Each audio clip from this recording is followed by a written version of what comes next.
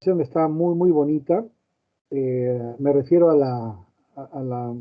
la parte de la tesina, la tesis pequeña que han hecho, ¿no? Está bonito, está bien trabajado, ¿no? Quizás lo que le falte a la presentación es manejar un poquito la parte de los colores y estas cosas que siempre me gustan mucho a mí, y un poco también algunos videos que siempre son buenos que tengan.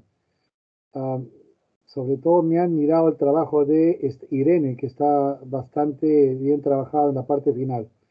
Sin decir que Milagros y Sofía han hecho también un trabajo espectacular, ¿no? O sea, felicito la forma como lo han hecho. Yo lo voy a imprimir y lo voy a enviar directamente con nota. Pero esto no es la nota, ¿no? O sea, hay que tomar un buen, un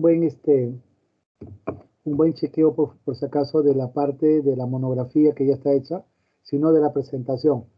Yo, si ustedes se han dado cuenta, yo cuando hago una presentación, siempre trato de prepararlos a ustedes para las partes como me prepararon a mí. Se supone que en los congresos internacionales ustedes no pueden hablar media hora ni 45 minutos. Eso no existe en ninguna parte del mundo, ¿no? Y en la vida real hay profesores que lo dejan, ustedes hablan, se pueden tomar 40, 60 minutos y siguen hablando y lo dejan hablar. La cosa es preparar, ¿no? La consistencia. La idea es tener claro qué cosa queremos decir. Por eso, cuando les pedí el trabajo a los alumnos, a Milagros, a Sofía y a Juanita, mi idea era ver cómo enfocaban, ¿no? Y lo han hecho muy temática, aparentemente por la bibliografía. A mí me gusta más que busquen, me diga a mí, bueno, voy a explicar, digamos, la historia de este tema, porque es importante saber cómo ha cambiado y cómo en este momento estamos en una parte, en una esterilización digitalizada con plasma, y por qué no utilizamos el fuego y el calor como se hacía antes, o la electricidad, ¿no? Entonces, explicar por qué, cómo ha sido este procedimiento, es más importante que saber A, B, C, D, todo lo demás que se puede leer, ¿no? Y luego la parte práctica. Es importante que el alumno me diga a mí, bueno, doctor, ya, supongamos que yo termine la carrera, supongamos que acaben ustedes la carrera a los 30, ¿ya? Que creo que lo van a hacer. Entonces, cuando acaben la carrera, ustedes van a tener que trabajar en una clínica, en un consultorio, en un hospital, o lo que decimos, ¿no? En un sitio donde ustedes van a poder ganar honradamente la vida, ¿no es cierto? Y esto va a depender de este curso, ¿no? Va a depender, como les dije, de que ustedes puedan saber en qué momento van a utilizar cómo esterilizar, porque ya no es barato esterilizar con agua, ¿no? Yo comentaba antes, haciendo la introducción a Milagros, que por ejemplo, para que antes nosotros operáramos, teníamos que estar el cirujano mayor, el segundo cirujano que es el ayudante, luego viene uno que es instrumentista, que generalmente es el R3, luego venía el R2, ¿no es cierto? Y así venían todos, ¿no?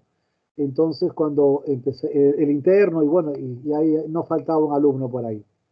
Entonces éramos por lo menos, ¿no? Un grupo de 7 a 8 que entrábamos a operar, sin contar que la enfermera también se tiene que lavar las manos, ¿no? Y la técnica de enfermería también. Al final como 10 personas, sin contar anestesiólogos, que también son 3 que se tienen que lavar la mano.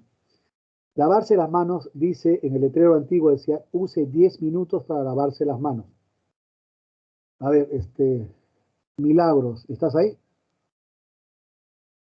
Milagros, Sí, sí, doctor.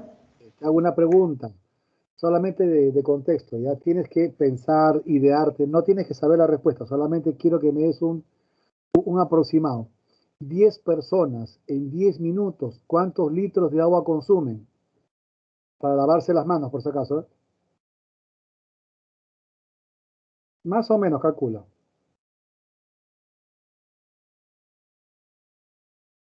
Milagros, Yo pienso que 10 litros, doctor. ok. 10 personas, 10 litros, ok. Sofía Jesús, Sí, doctor, ¿puede repetir la pregunta, por favor? a ver, si te- en la sala de operaciones antiguas, antes, se ponía, ¿no? Toda persona que va a entrar a operar, y hemos calculado que somos más o menos 10, ¿no? Los cirujanos, sin contar anestesiólogos, esos 10 tienen que lavarse las manos 10 minutos con agua. Entonces la pregunta es, calcule usted, sin necesidad de saberlo, cuántos litros más o menos se gasta en las 10 personas, ¿no? Lavándose la mano 10 minutos. ¿Cuántos litros? Podría ser 12 litros. Ok. Juanita, Mm, mmm, buenas tardes, doctora. estás con hambre. Ya, Juanita, dime, ¿qué pasó? ¿Cuántos Yo litros? creo que podría ser unos de 30 a 50 litros, más o menos. Por lo menos estás en un nivel casi decente, casi. Cada persona utilizó 15 litros de agua en 10 minutos, cuando usted deja corriendo el chorro, o sea, es 15 litros de agua y es lo que tiene que utilizarse por persona. Son 150 litros en total para una operación. Y nosotros tenemos en el hospital 12 salas de operaciones, ¿ya? Alguien puede multiplicar si quiere. 150 por 12, eso es lo que utilizamos en la mañana. También utilizamos turno en la tarde, 5 salas más.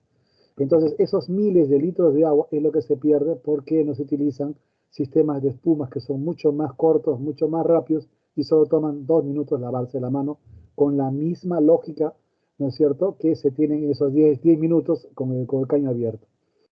Esto hace pensar de que Lima, todo el mundo dice que es un valle, Lima nunca fue un valle, Lima siempre ha sido un desierto, por si acaso, ya que lo hayamos convertido gracias a los incas en un valle momentáneo, porque entre Río Chillón, ¿no? Y hacia el norte, que está a la altura de Coyique, ¿no? Y los ríos que van hacia el sur, ¿no? Por la quebrada de Ollón, no hay más ríos que esos, ¿no? Entonces, los incas lograron tener tierras bonitas, pero después estas se perdieron.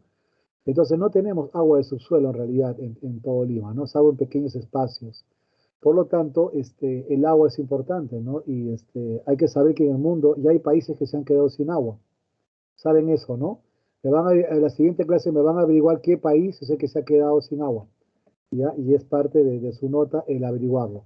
Claro, todos van a decir lo mismo seguramente, pero van a darse cuenta que ya hay 2 países que se han quedado sin agua. O sea, tienen que importar el agua. Así, en bidones de agua, tiene que importarse. Y no es una broma, ya son 2. Hasta el año pasado eran 1, ahora son 2. ¿Cuánto más vamos a hacer? Depende cuánto ahorremos el agua. Igual, ¿no? Usted tiene su consultorio, antes a usted le decían, tiene que tener lavadero, tiene que tener excusado, tiene que tener 50 cosas, ¿no? Ahora ya no es necesario tener eso. Basta que usted tenga lo que van a explicar, me imagino que Juanita le toca eso o a Sofía, porque usted puede agarrar sus pinzas, las lava con un poco de agüita, le pasa una escobilla, le saca la sangre, lo mete unos 10, 15 minutos en una solución, lo saca, lo seca y ya está esterilizado. ¿No es cierto? Entonces, esos son sistemas que van a tener que usar ustedes, ¿no? En su consultorio para evitar gastar miles de soles en electricidad, que es lo más caro que tenemos todos. Entonces, estas son las razones ecológicas por las cuales este tema a mí me pareció interesante, ¿no? No sé cómo lo enfocan los alumnos. Hubiese querido conversar con ustedes tres. Yo siempre le pido a la delegada que me envíen sus trabajos, pero más que todo que me envíen qué quieren hablar, porque uno puede hablar de todo, pero hay que buscarle, probablemente como yo, un enfoque importante, pues, ¿no? Si nos interesa la naturaleza, si somos ecologistas por naturaleza, bueno, pues esta clase se convierte en una defensa de la ecología, ¿no? Si somos unas personas que nos gusta la ciencia, también no hay por qué decirlo, ¿no? Hablaremos de plasma y otras cosas más. Pero lo importante es que, o sea, encontremos un valor útil a esta clase. Ya, sin más preámbulo y habiéndome demorado un poco, tiene 15 minutos, creo que Milagros va a empezar, ¿no? Sí, sí, doctor, yo voy a empezar. Adelante. Buenas tardes, doctor y compañeros. El seminario que vamos a exponer el día de hoy es esterilización y conceptos afines. Las alumnas que están encargadas de la ponencia son Guamaní Aldoradín Sofía Jesús, Hurtado Zárate Juanita Irene y quien les habla, Guamán Álvarez Milagros. Siguiente, por favor.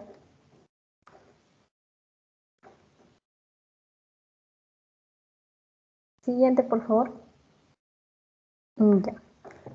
La esterilización es una de las técnicas de saneamiento cuyo objetivo va a ser la destrucción completa de todo agente microbiano, incluidas las esporas, que son las más resistentes. Entonces, este proceso va a ser de suma importancia en la práctica quirúrgica, ya que va a evitar que el paciente pueda contraer una infección. Si nosotros utilizamos un instrumental quirúrgico que no ha sido esterilizado correctamente, estaríamos facilitando la transmisión de microorganismos patógenos. Por lo tanto, la aparición de una infección nosocomial. Entonces, con esta presentación nosotros vamos a revisar la historia, cuáles son los conceptos más importantes de la esterilización y también vamos a revisar los métodos más importantes.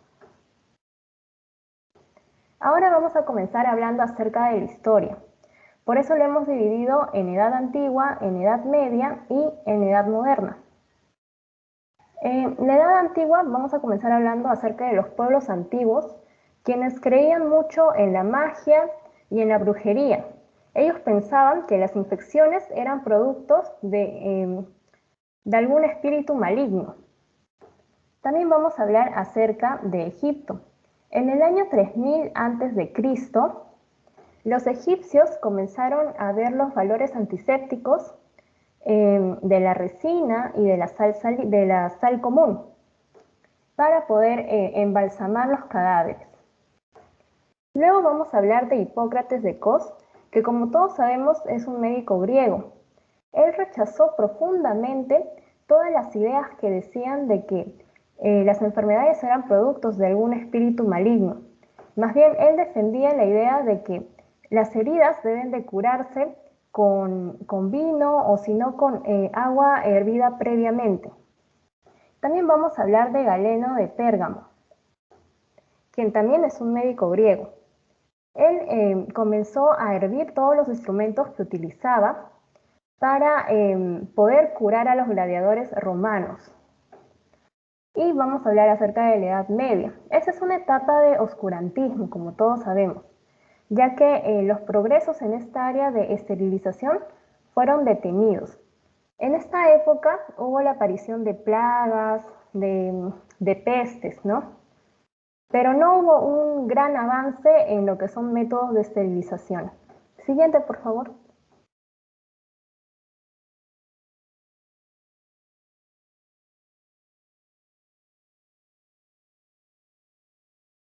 Ya, en la Edad Moderna sí ya hay grandes avances científicos. Como podemos ver, en el año de 1680, Denis Papin inventó el digestor a vapor, el cual también se llama olla a presión. Esto va a ser un antecedente para la invención del primer autoclave. También vamos a mencionar aquí a Anton van Leeuwenhoek, quien era un vendedor holandés de telas, el cual inventó el primer microscopio en el año de 1683. También tenemos que mencionar a Johann Julius Galvão, quien en 1758 inventa los primeros guantes quirúrgicos. ¿Y cómo los realizó? A través de los intestinos de una oveja, ya que en esa época todavía no se había descubierto el caucho. Siguiente, por favor.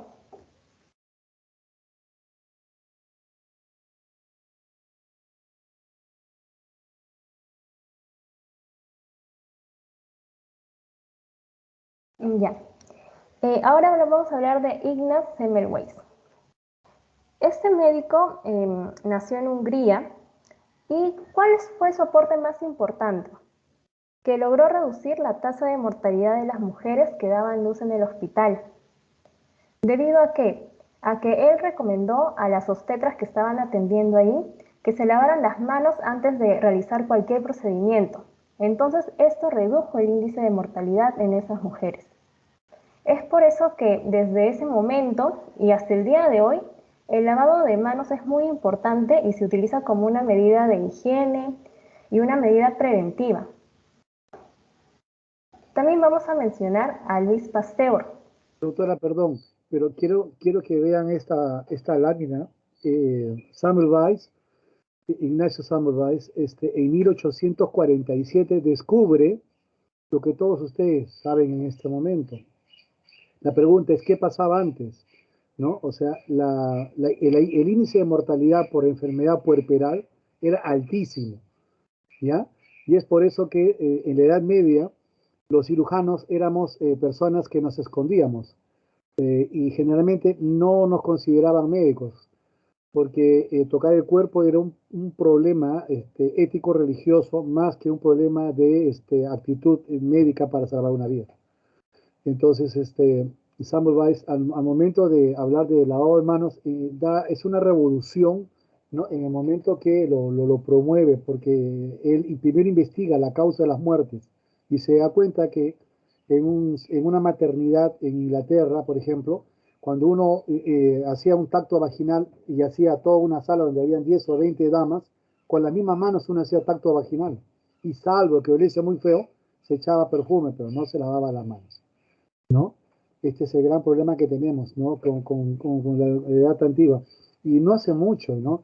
1849 no es mucho en relación a todo lo que tenemos como historia, pero sí es impresionante para que ustedes sepan cómo es que los médicos, ¿por qué los cirujanos antes de la Edad Media no salíamos como médicos? Porque generalmente a las guerras y a las batallas el cirujano solamente podía comer y vivía si es que salvaba a un paciente, y generalmente pues salvar a una persona con una espada en el cuello, que te cortara una mano era complicado y las infecciones lo mataban. Entonces generalmente quienes iban como cirujanos eran barberos en la primera línea, peluqueros segundo y tercero los dentistas, que en esa temporada eran aficionados de sacadientes, ¿no? Entonces, hasta 1847 la cirugía era una práctica, como les repito, ¿no? Más que tenía que ver con la parte ética, moral, religiosa, ¿no? Y no tanto como una práctica médica. Adelante, doctora, le voy a dar un minuto más, ¿ya? Perdone. Ya, doctor. Bueno, ahora vamos a hablar de Louis Pasteur, quien es considerado el padre de la microbiología moderna. Él desarrolló algunas técnicas de esterilización y de antisepsia. Y también investigó acerca de la causa de las numerosas enfermedades que había en ese momento. Entonces pudo comprobar de que los agentes causales de estas enfermedades eran las bacterias. Entonces él se especializó más en estudiar las bacterias. Ahora vamos a hablar de Joseph Lister, quien en 1867 comenzó a investigar los diferentes agentes químicos para combatir las bacterias durante un procedimiento quirúrgico. Y ahí utilizó lo que se conoce como el ácido fénico. Siguiente, por favor. Ahora vamos a hablar de Charles Chamberlain. Su aporte es muy importante, ya que en 1880 él creó Doctora, el primer autoclave. Sí. doctorita, perdón de que retroceda, por favor, el anterior, porque hay una pregunta de examen que viene en el anterior. Tiene que hablar más de Lister. Lister no es cualquier tío. Lister, o sea, con Lister, o sea, tiene usted que entender que la cirugía moderna no empieza con Pasteur, que descubrió las bacterias. No empieza con Semmelweis, que empezó a descubrir que había que lavarse las manos. Empieza con Lister. ¿Y qué cosa es Lister? ¿Qué cosa es lo que utilizó? ¿Qué cosa es lo que trajo al mundo de la medicina, que hace que sea cirugía moderna y cirugía antigua a partir de Lister? ¿Qué trajo, doctora Lister? Y es pregunta de examen, si no, no la pararía. ¿Qué trajo? El concepto de su clase. ¿Cuál es el tema que están desarrollando? Esterilización. Claro, entonces, a partir de entonces, ¿no? Asepsia y antisepsia.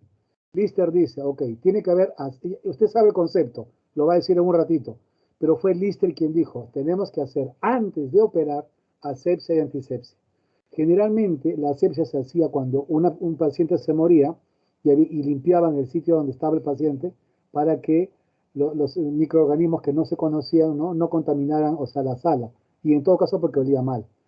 No había ni siquiera desagües en los sitios donde se practicaban cirugías. Lister puso desagües. Lister dijo asepsia, no solamente del paciente, sino también de la camilla, de las personas que van por ahí. Se empezaron a usar mandiles. Antisepsia, ya veremos cuál es la diferencia. ¿No es cierto? Las paredes también fueron manejadas y pintadas, ¿no? Entonces, Lister es el que habla, ¿no?, de la cirugía moderna y de la cirugía antigua. ¿En qué momento se fractura? Con Lister, cuando da los conceptos de asepsia y antisepsia. Puede continuar, doctora, tiene 30 segundos más. Ya, gracias, doctor. Siguiente, por favor.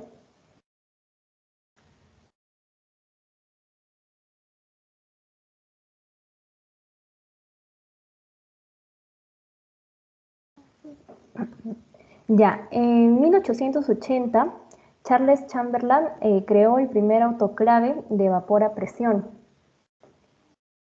Y este concepto es muy importante. Y un antecedente de esto era la olla a presión que anteriormente había mencionado. También aquí vamos a hablar de Johann von Mikulicz. Él ideó unos guantes que había esterilizado a vapor, pero estos se humedecían a cada rato, así que tenía que cambiárselo continuamente.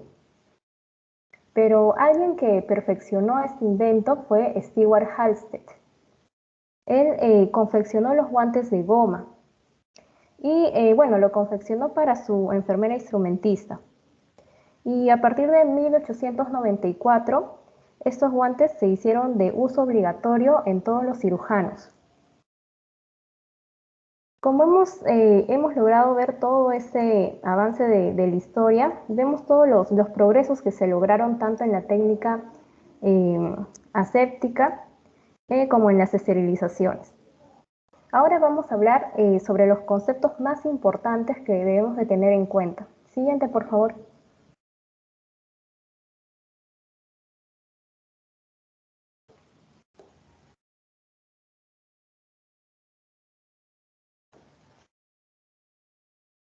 Vamos a hablar de la esterilización. Según la OMS, esta es una técnica de saneamiento que va a tener como objetivo destruir toda forma de vida, ya sea un agente patógeno o un agente no patógeno. Y también aquí vamos a incluir las formas esporuladas de este, ya que como sabemos, estos suelen ser resistentes. Y cuando hablamos de desinfección, ¿a qué nos referimos? Bueno, esto va a evitar la contaminación microbiana y va a asegurar también lo que es la eliminación de las formas vegetativas de las bacterias, pero no de las esporas. En cambio, en la esterilización sí se logran eliminar las esporas. Acá no se logran eliminar las esporas. Solamente se eliminan las formas vegetativas. Y produce la destrucción de los agentes infecciosos o contaminantes. Entonces, esa es la diferencia que hay entre estos dos términos. Ahora, asepsia es un método para prevenir infecciones por la destrucción de agentes patógenos. Por ejemplo, por medio del lavado de manos. Siguiente, por favor.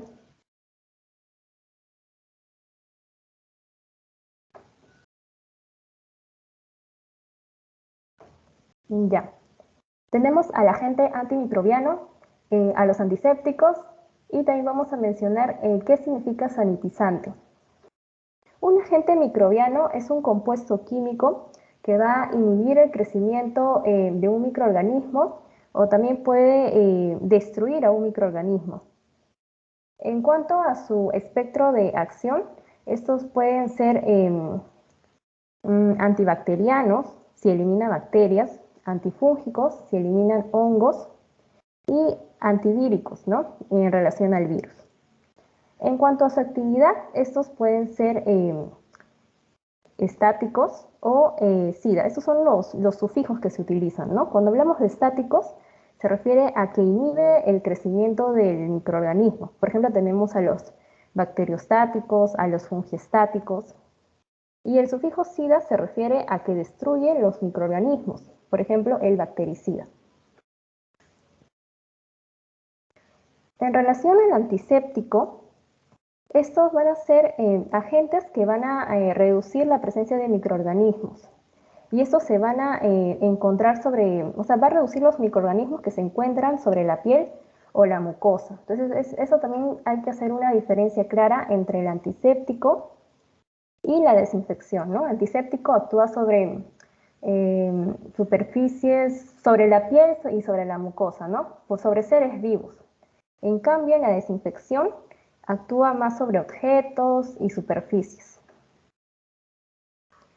Y el concepto de sanitizante se refiere a un agente que disminuye la carga microbiana, una carga microbiana total, ¿no? A un nivel en el cual va a ser seguro para la salud de la población. Siguiente, por favor.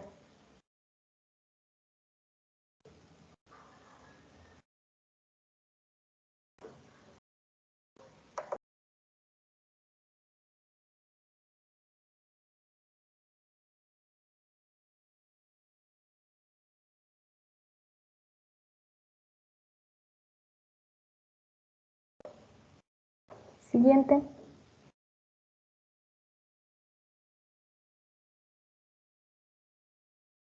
Ya, gracias. Ahora trataremos sobre los factores que afectan la eficacia de los procesos de esterilización. Vamos a tener 6 factores. El primero de ellos es el número de microorganismos. Este es un factor fundamental, ya que va a formar parte de los 2 factores principales que se encargan de medir la efectividad en los diferentes métodos de esterilización. Y también el segundo factor es la materia orgánica. La presencia de materia orgánica va a dificultar la eliminación de microorganismos. Pero este factor también puede ser modificable.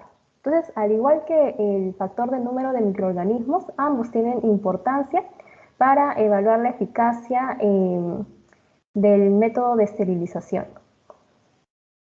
Otro factor es el tiempo. Acá tenemos que conocer lo que significa el valor F. El valor F es el tiempo que se necesita para que una suspensión a temperatura de 121 grados elimine todas las esporas bacterianas. Siguiente.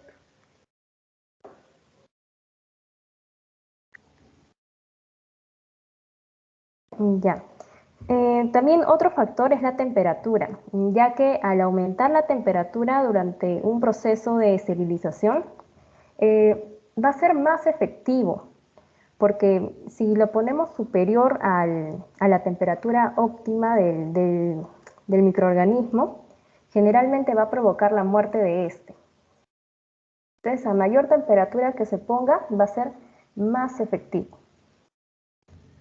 El factor de humedad relativa. A mayor humedad relativa va a haber mayor contenido de agua en las células o en las esporas. Por lo tanto, cuando hay un mayor contenido de agua en las esporas va a haber una mejor esterilización, es decir, que va a ser más rápido. Y por último tenemos a la estandarización de la carga. La carga a esterilizarse es muy variable y puede cambiar con respecto al número de instrumentos, al volumen de la carga, al tamaño de los instrumentos también, y al contenido de los paquetes. Los paquetes van a tener unas medidas de 28 por 28 por 47. Entonces es muy importante estandarizar los procesos de esterilización según los diferentes artículos de la carga que van a ser esterilizados. Siguiente, por favor.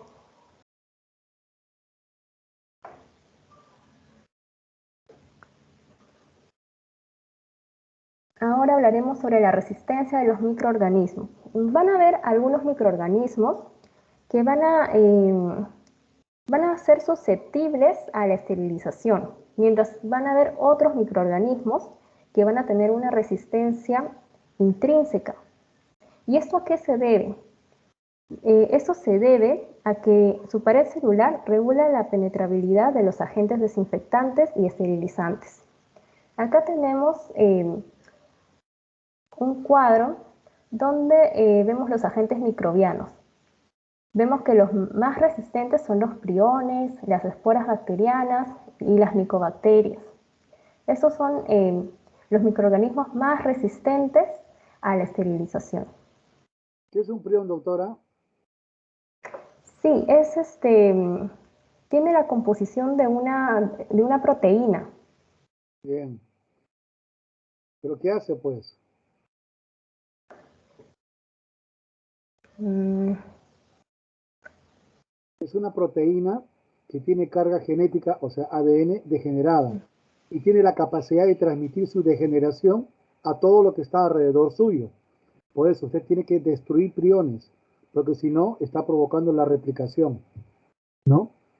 No sé si me entiende. Está bien lo que sí, dice. sí, El prión doctor. es una proteína mal plegada, o sea, es una proteína que tiene una cadena molecular, un ADN X, pero que como está mal plegada, o sea, lo que hace es transmite un sistema genético distinto al que debería tener.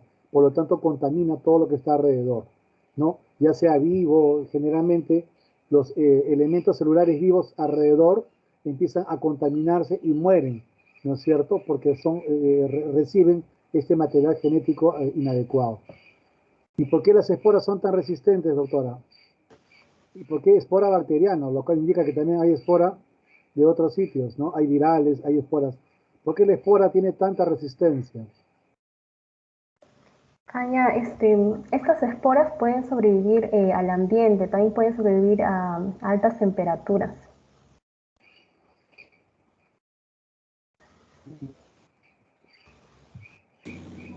Esa no es su resistencia. ¿Por qué una espora no puede morir tan rápidamente?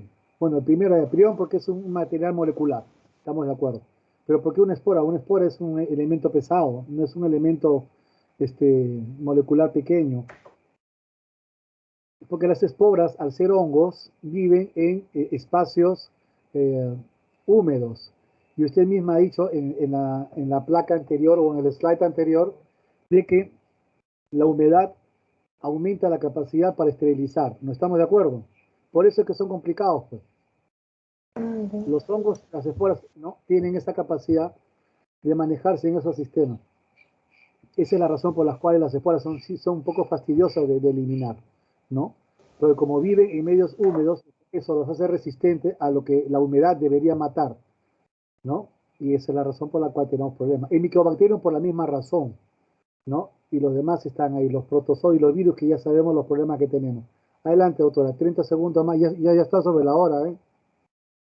sí, doctor, eso es todo. Bueno, Ahí, tengo ahí, una parte todavía para desarrollar, pero es al final. vamos. Ah, ya. Ok, ok. No, pero no, 15 más al final.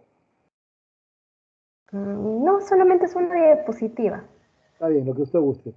Gracias. ¿Alguna pregunta para la doctora, por favor?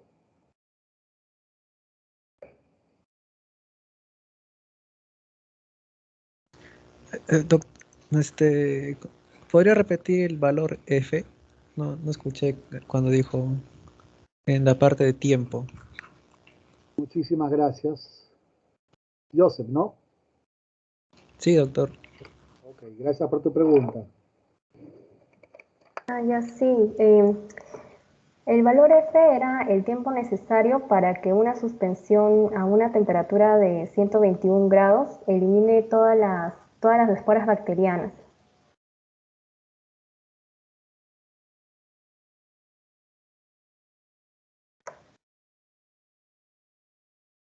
Gracias. ¿Y por qué 121 grados y no 200 grados o 300 grados?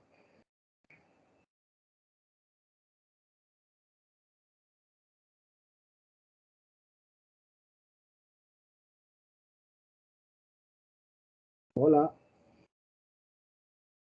No, doctor, no sé por qué sería otra temperatura. Ya, hay un factor, bueno, el factor F tiene que ver con un promedio. A ver, para que lo entendamos. En, en todo lo que es lógica estadística, nosotros los científicos nos guiamos por lo que se llaman los valores de tendencia central. Ustedes que ya están haciendo sus tesis probablemente van a darse cuenta que todo es valores sobre tendencia central media, mediana y la varianza y todo lo demás, ¿no? Y un elemento de eso es el promedio. El promedio es el factor F realmente, ¿no? Por ejemplo, pero el promedio siendo el mejor elemento de análisis de tendencia central es el menos común. Le voy a explicar con un ejemplo. por decirles, ¿no? Yo les digo, en el Perú, estoy haciendo solamente una comparación, en la talla promedio de las damas, ¿no? De las damas adultas, o sea, más de 18 años, ese promedio 1,57. No sé si sea la verdad, pero lo pongo como 1,57, ¿ya? Entonces, la doctora Guamaní sale corriendo a la calle y empieza a buscar 100 personas y no encuentra ninguna con 1,58. Viene y me dice, doctor, le he encontrado una con 1,60, 1,65, 1,70 y una con 1,54. No encontré una con 1,58. Entonces, doctor, ¿el promedio estuvo mal? No. El promedio es la suma de todas las damas, de todas las peruanas, dividido, ¿no? Entre, sus tallas entre el número de peruanas, y eso te da un promedio. A pesar de que es lo que representa a las peruanas, es lo más infrecuente. Es bien difícil encontrar el promedio en la calle. ¿Me entienden? El factor F es un factor que se utilizó para matar una espora, que se llama Dung spondylum. ¿Ya? Entonces, este bichito tenía que tener 121 grados. A partir de ahí eran los altamente resistentes y a partir de abajo los menos resistentes.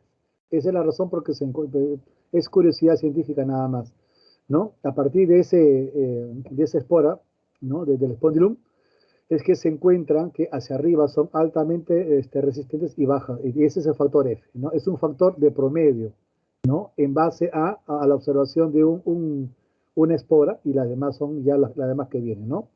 Esa es la razón. Bueno, adelante con el segundo expositor, por favor. Voy a poner mi horario porque siempre se pasan de tiempos.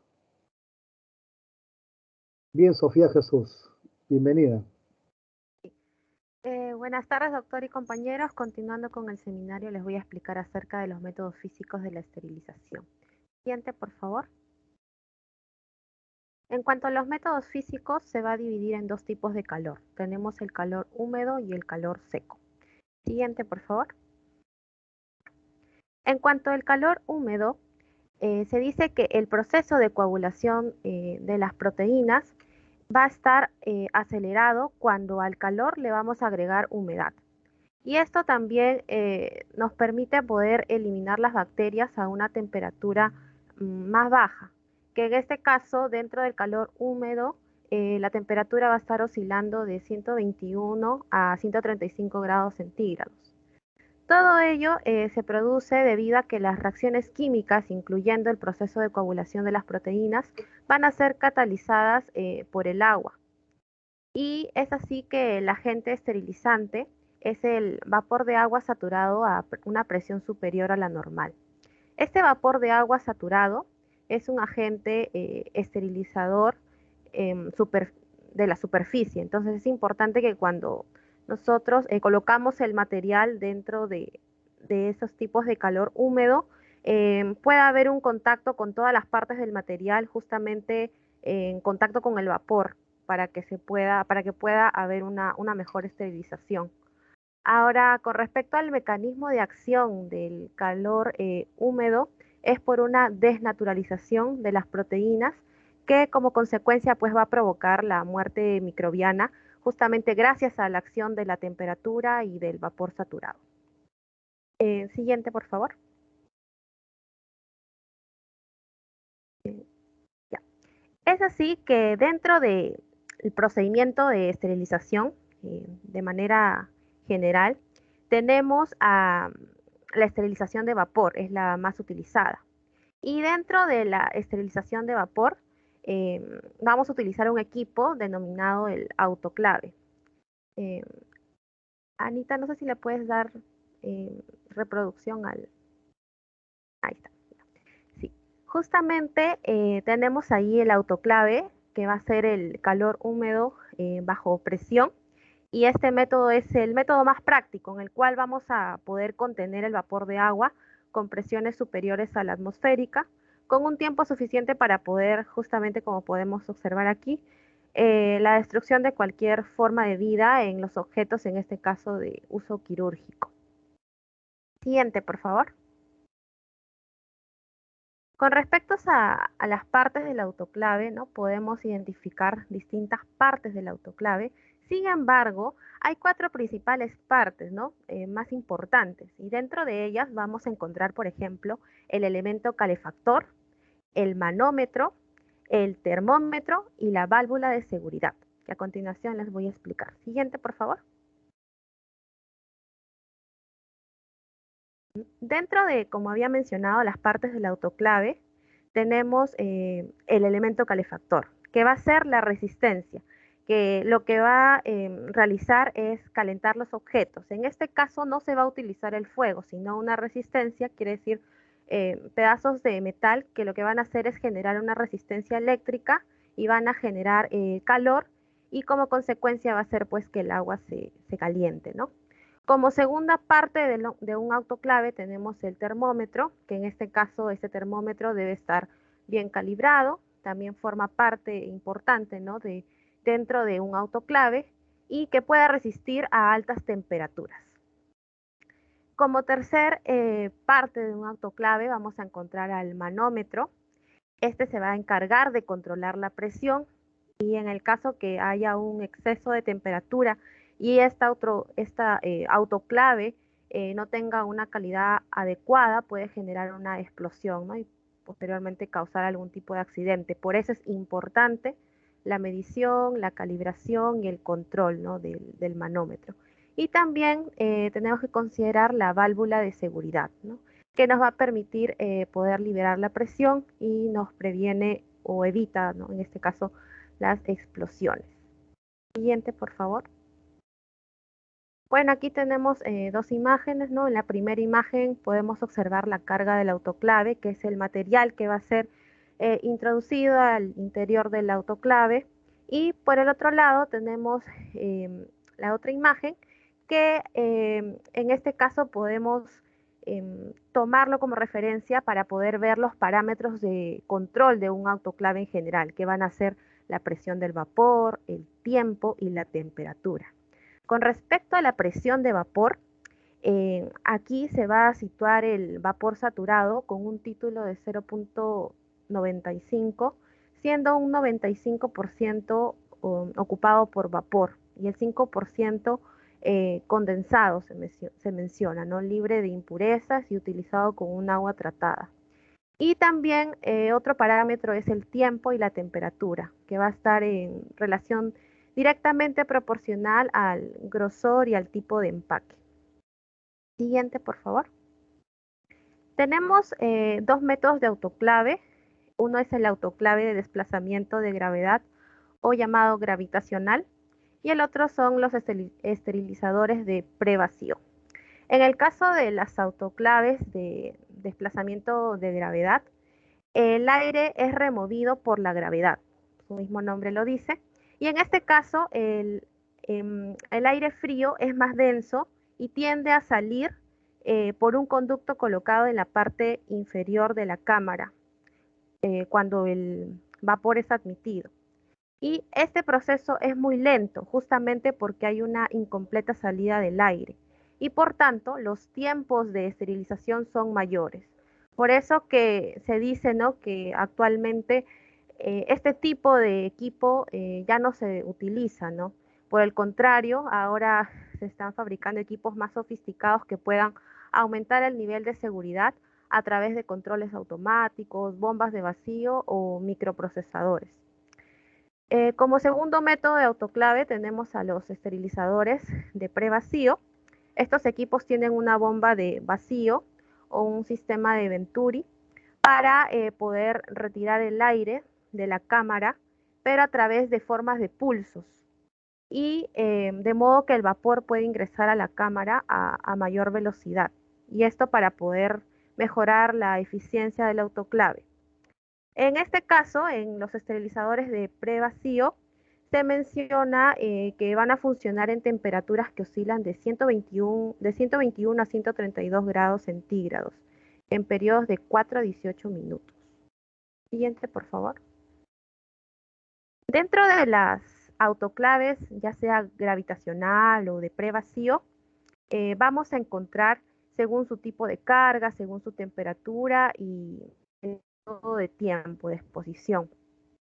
Entonces, de acuerdo a eso, por ejemplo, podemos identificar la gravitacional, una superficie porosa lo vamos a llevar a una temperatura de 121 grados centígrados con un tiempo de exposición de durante 30 minutos, ¿no?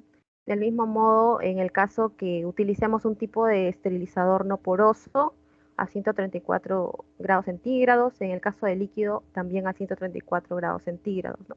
Y del mismo modo en el tipo de esterilizador prevacío. Pero, digamos, como punto inicial, antes de llegar a este cuadro, quisiera pasar a la siguiente diapositiva para poder...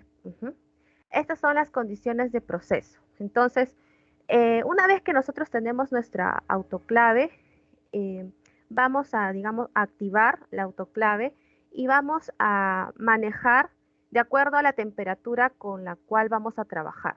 Si queremos trabajar con una temperatura de 121 a 123 grados centígrados, entonces principalmente mi autoclave lo voy a tener en un tiempo de exposición de 15 a 30 minutos.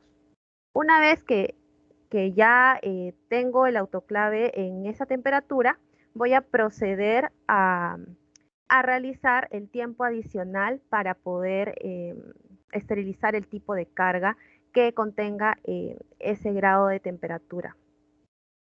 Siguiente, por favor.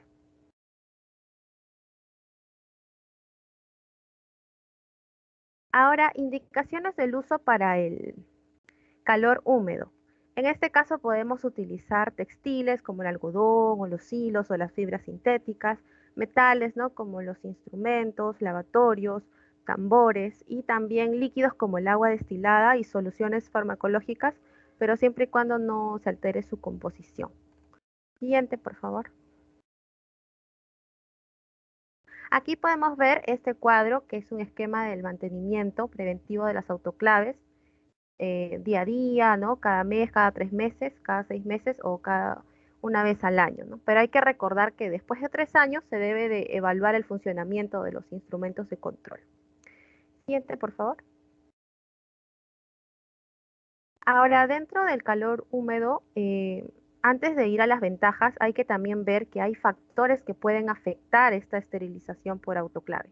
Por ejemplo, una eliminación incompleta del aire en el esterilizador, o por un vapor sobrecalentado o de repente una preparación inadecuada del material, ¿no? Estos factores pueden afectar, en este caso, ¿no? La esterilización por autoclave. Pero dentro de las ventajas vamos a encontrar que puede ser o es relativamente rápido y seguro y también nos permite esterilizar objetos de tela como por ejemplo ropas, ¿no? Y también es importante porque se puede esterilizar sustancias acuosas en recipientes sellados. Es considerado como el método más económico, rápido y sin efectos adversos porque no deja residuos del agente esterilizante. Siguiente, por favor. Ahora vamos a ver con respecto al calor seco. En este caso, los gérmenes deben ser destruidos por acción del calor directamente. El calor seco lo que va a hacer es, va a penetrar lentamente en los materiales, por lo que se requieren largos periodos de exposición. El aire caliente no es corrosivo, pero el proceso va a ser lento, ¿no? Se usa generalmente, puede ser 170 grados centígrados durante 60 minutos o 150 grados centígrados durante 150 minutos. En este caso, el agente esterilizante es el aire caliente y el mecanismo de acción es la muerte microbiana que se produce como consecuencia de la transferencia de energía y oxidación. Y también en este caso hay que recalcar que es un sistema que va a eliminar microorganismos por coagulación de las proteínas, en el caso del calor seco. Siguiente, por favor. Ahora, dentro del calor seco, el más importante es el pupinel. Y en este caso hay dos tipos de estufa. Tenemos la estufa de convención por gravedad, que va a estar compuesta por una cámara revestida de resistencia eléctrica en la parte interna de su pared y posee un canal u orificio de drenaje de aire en la parte de la pared superior. Tenemos también la estufa de convención mecánica. Este equipo posee un dispositivo que produce rápidos movimientos en volúmenes grandes de aire caliente, facilitando la transmisión del calor directamente a la carga o al paquete. Y aquí también podemos ver, ¿no? Aquí tenemos un pupinel y sus partes. Siguiente, por favor. Del mismo modo, para poder activar nuestro pupinel, vamos a tener un tiempo de exposición y las temperaturas con las cuales queremos trabajar, ¿no? Hay que ver que en este caso, cuanto menor sea la temperatura en grados centígrados, mayor va a ser el tiempo de exposición. En este caso podemos observar, para poder trabajar con una temperatura de 180 grados centígrados, tenemos que utilizar un tiempo de exposición de 30 minutos. Siguiente, por favor. Y es así que acá, por ejemplo, podemos, bueno, observar que en este video fijamos el esterilizador a 180 grados. Lo que estamos visualizando ahora es, ¿no?, que se está centrando en la temperatura, colocándolo, ¿no?, a 180 grados. Y luego nos dice durante 30 minutos, ¿no? Entonces, luego se va a dirigir hacia el lado del tiempo de exposición en minutos y para colocar los 30 minutos, ¿no?, para poder iniciar a calentar en este caso, ¿no? Siguiente, por favor.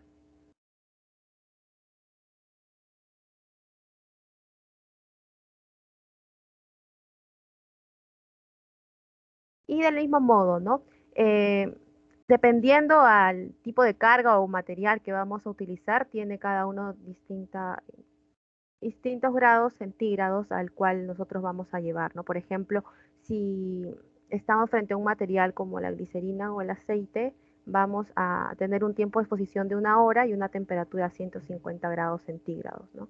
Y aquí también vamos a ver lo que son la vidriería o instrumentos o jeringas y sopos de algodón a 160 grados centígrados en un tiempo de exposición de 1 hora. Y del mismo modo con los instrumentos cortantes y los instrumentos no cortantes. Siguiente, por favor.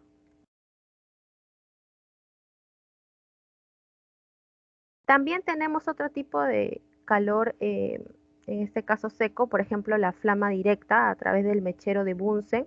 Se utiliza para poder esterilizar justamente la flama directa para sobre todo inoculaciones en bacteriología, ¿no? Pero este método no se practica en cirugía porque deteriora los instrumentos y también porque exige la presencia del fuego directamente, ¿no? Y también tenemos la incineración, que se va a utilizar si se desea destruir a los gérmenes, justamente para eliminar el material contaminado, ¿no? Como por ejemplo los desechos en cirugía, ¿no? Aquí podemos utilizar ello. Siguiente, por favor. Ya. Y por último, en cuanto al calor seco, vamos a encontrar ventajas y desventajas. Dentro de la ventaja, bueno, nos permite esterilizar vaselinas, grasas y polvos resistentes al calor y sobre todo podemos observar que tiene más desventajas, ¿no? Porque justamente requiere largos periodos de exposición, acelera el proceso de destrucción del instrumental y tiene un alto costo. Y además también agregar que, bueno, no elimina los priones también, ¿no? Es otra desventaja. Eso sería todo por mi parte, doctor. Gracias. Ah, Sofía, quiero, hace tiempo no escucho una exposición tan brillante como la suya. Es raro que yo ponga un 19, o sea, que yo me acuerdo hace 10 años no pongo uno, pero usted se ha ganado un 19, tiene mucha pasión la forma como ha expuesto, un trabajo impecable en el video. Se ha tomado el trabajo de filmar algo y luego incorporarlo en el sistema de manejo, y creo que ha sido muy sencillo, ¿no? O sea, la forma de entender. Es fácil entender a la pregunta del examen, ¿no? Le dice, considerar usted entre una esterilizadora y el calor seco, ¿cuál sería lo más conveniente para un consultorio privado? Y la respuesta usted ya la dio, ¿no? Y las razones son que, o sea, no provocan daño, o sea, usted puede abrirlo antes de tiempo, lo que sale es solo vapor de agua, no genera residuos, o sea, no contamina el ambiente, es agua nada más. El problema son los tiempos, ¿no? Porque supongamos que yo tengo ropa y tengo 10 operaciones en 10 salas de operaciones al mismo momento. Si se ensucia la ropa y quiero volverla a recargar, tengo que esperar todavía todo un día hasta que se lave y etcétera, etcétera, ¿no? En cambio, hay sistemas químicos que son, digamos, más ventajosos en ese sentido, pero yo pienso que para un consultorio privado, ¿no? En la parte individual, ustedes deben tener claro lo que ha dicho doña Sofía, ¿no? Que es ya bueno, que tiene que estar, ¿no? Esterilizar es importante. Ahora, hay esterilizadoras de todos los tamaños y como ha indicado usted, ¿no? O sea, ahora son muy seguras y tienen espacios pequeños y espacios grandes, ¿no? Dependiendo para lo que uno utilice. Agradecer su brillante exposición nada más y si hubiese alguna pregunta, ahora continuamos con la siguiente exposición.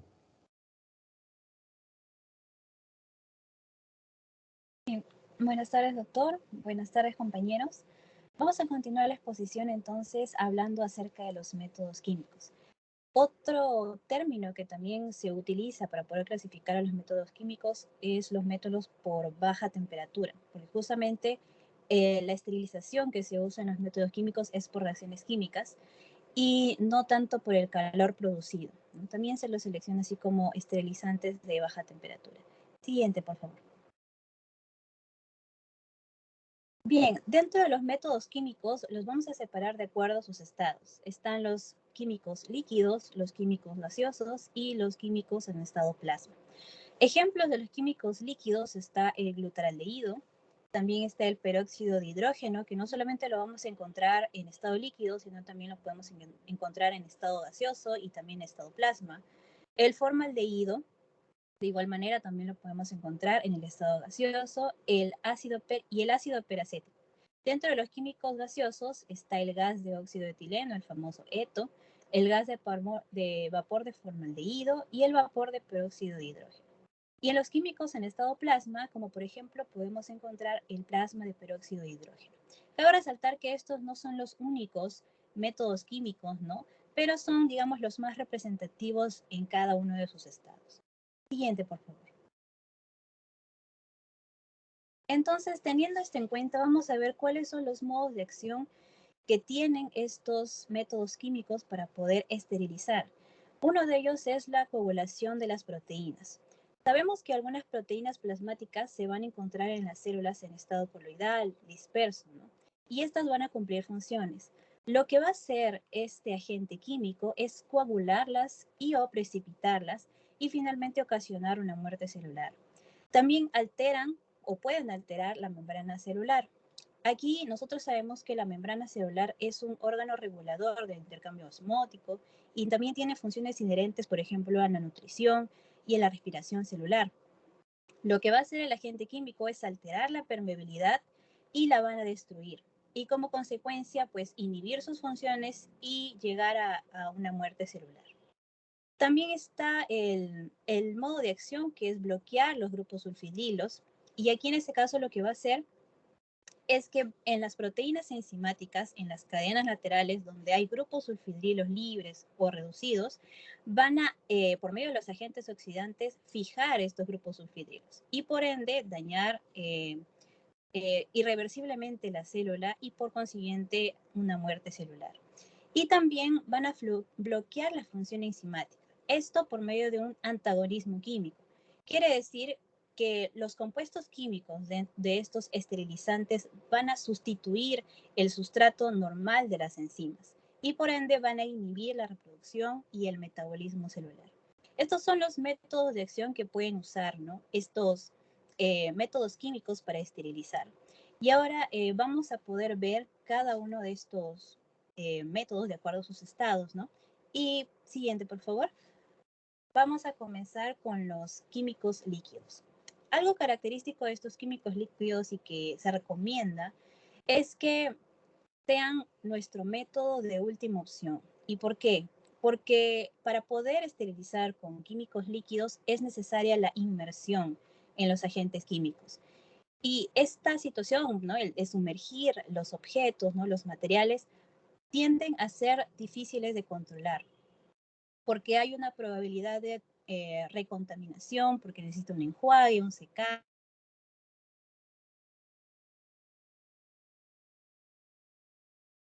se recomienda es que en este tipo de método químico haya una persona encargada de poder manejar también esas máquinas automatizadas y que sean entrenadas, capacitadas, porque un mal manejo podría traer infecciones hospitalarias. Y vamos a empezar, por favor, siguiente, con el glutaraldehído. El glutaraldehído es necesario utilizar, sí, play por favor al video mientras voy explicando. El glutaraldehído es necesario para esterilizar que esté al 2%. El mecanismo de acción del glutaraldehído es por medio de la alquilación de los grupos químicos de las proteínas y ácidos nucleicos. En este caso de las bacterias, virus y hongos, ¿no? Esta alquilación, ¿no?, va a actuar sobre la pared celular, en este caso que está compuesto por el peptidoglucano. En las presentaciones pueden ser ácidos o alcalinos, es un desinfectante de alto nivel y se necesita para poder esterilizar el objeto, ¿no?, sumergido un tiempo de 10 horas. Tiene un amplio espectro de actividad microbiana, pero tiene una excepción, que son las esporas, ¿no? Como mencionamos que las esporas son bastante difíciles de esterilizar, ¿no?, de eliminar. Se menciona que es de un fácil uso y tiene una relativa corrosividad. Ahí vemos, por ejemplo, un ejemplo de una empresa, ¿no?, que fabrica glutaraldehído y muestra cómo es que se tiene que esterilizar los utensilios. Siguiente, por favor. Perdón, doctora, ese es el método que utilizamos para la cirugía laparoscópica. Cuando se hace cirugía laparoscópica, usted utiliza sus pinzas laparoscópicas. Terminada la operación, ¿no?, lo limpia solamente la parte que tiene sangre, ¿no?, echa un poco de agua y lo sumerge, como dice ahí en su video, perfectamente 20 minutos. Entonces, en cada clínica, uno tiene cada media hora, dándole 10 minutos, ¿no es cierto?, los aparatos listos ya para utilizarlo en la segunda operación. ¿Entiende? Es un método rápido y que sí requiere que la mezcla se haga con cierto cuidado, ¿no? No gastamos mucho dinero en pinzas como las que tiene usted. Preferimos esterilizarlas, aunque también ahora la tendencia es que la tengamos, ¿no? Ese líquido, ¿cuánto tiempo puede vivir ahí en esa cajita? Créanme, usted puede tenerlo tanto tiempo como que se ensucie por la corrosión o por la oxidación de la sangre, es decir, haya coágulos abajo, ¿no? Y el tiempo puede durar hasta una semana. Imagínense, 20 centímetros cúbicos, ¿no?, en 2 litros o en 4 litros, es un negocio muy bueno. Luego, como ustedes verán, se echa agua y a seguir trabajando con las pinzas, ¿no? Y eso es todo lo que se tiene que hacer, ¿no? Es un método muy sencillo. Gracias por su video, está muy, muy bonito, doctora. Siga. Un minutito más. Siguiente, por favor. Bien, a continuación hablamos del peróxido de hidrógeno.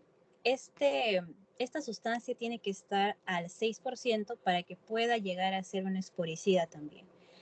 Lamentablemente, como es de un porcentaje alto, ¿no? Porque, por ejemplo, el peróxido de hidrógeno comercial es al 3%, ¿no? Aquí necesitamos un peróxido de hidrógeno al 6%, y esta sustancia es muy corrosiva en instrumentos delicados y, por ejemplo, en endoscopios de fibra óptica. Y por tal motivo tampoco son muy usados, no suelen existir comercialmente en el mercado, son poco usados por este motivo, ¿no? La acción bactericida que el peróxido de hidrógeno tiene es justamente por la acción de las catalasas, que ya conocemos, ¿no?, las catalasas tisulares a la liberación del oxígeno, y también por la producción de los iones hidroxilo y radicales libres. Ambos métodos van a trabajar para poder generar este efecto esterilizante. Y va a favorecer también la eliminación de los detritos celulares por esta liberación del oxígeno, pero tiene, digamos que una desventaja porque puede también afectar tejidos sanos, ¿no? En el peróxido de hidrógeno lo que vamos a encontrar es que tiene un mayor poder bactericida en gram negativos y un menor poder bactericida en gram positivos. Y frente a hongos, esporas y algunos virus, la acción va a ser más lenta, ¿no? Ya que sabemos que los hongos, las esporas y los virus son un poco más difíciles de eliminar. Siguiente, por favor. Vamos a hablar del formaldehído y ahí play al videito. El formaldehído, pues, ¿no? el bastante cuestionado y también controversial formaldehído porque se menciona que es bastante tóxico, ¿no? Carcinogénico y puede producir muchos malestares. El formaldehído se van a utilizar principalmente en materiales utilizados en la hemodiálisis. Para poder esterilizar es necesaria una concentración del 8% por 24 horas de inmersión. Y como menciono, y ahí en el video también lo resalta, ¿no? Menciona que puede producir cáncer, es cancerígeno, puede producir irritación de la piel, de los ojos, puede producir náuseas, vómitos. En un mayor contacto puede producir hasta convulsiones, coma y finalmente puede producir también la muerte. Bueno, el video es un poquito más largo, que en síntesis dice eso, ¿no? Menciona también que es necesario que el operario del formaldehído pueda leer muy bien las instrucciones y que tenga en cuenta que pues está manejando una sustancia tóxica, ¿no? En síntesis es lo que menciona el video. Muy bien, doctora. Recordarles que el formaldehído formol, ¿no? En alta concentración. Y el anterior, el peróxido, es el agua oxigenada en alta concentración. Por lo tanto, ustedes lo que tienen en sus manos cuando tienen un poco de formol, que ya te imaginas cómo te irrita los ojos cuando has hecho anatomía. Les recuerdo cómo les irritaba. Imagínense que esto esté en un espacio cerrado, se mueren pues, ¿no? En el hospital tuvimos hace exactamente 8 años un accidente que se rompió y no se dieron cuenta las trabajadoras de central de esterilización, se rompió una burbuja y cuando se dieron cuenta las 8 trabajadoras estaban en el piso desmayadas. Tuvimos la suerte de que teníamos aire acondicionado y prendimos sala de operaciones y las sacamos, ¿no? Para llevarlas a shock trauma y revivieron, pero si no hubiesen quedado pues con daños cerebrales completamente complicados. Hay que tener mucho cuidado, ¿no? Es un buen elemento, pero en sitios y en situaciones adecuadas. Yo siempre suelo decir que esto solamente es para personas muy bien educadas en el uso, por favor, ¿ya? Gracias, doctora, está perfecta a su disposición. Un minuto más. Siguiente, por favor. El ácido peracético, vamos a continuar con el ácido peracético, ahí play al videito, se puede considerar como un derivado del peróxido de hidrógeno, puede ser utilizado en máquinas como la máquina que estamos viendo en la parte superior derecha. En concentraciones altas es inflamable, es bastante corrosiva e inestable, pero hay una nueva tecnología, se menciona, aprobada por la FDA, que menciona que combinar el ácido peracético, el peróxido de hidrógeno y una solución neutralizante puede disminuir o eliminar también este factor corrosivo.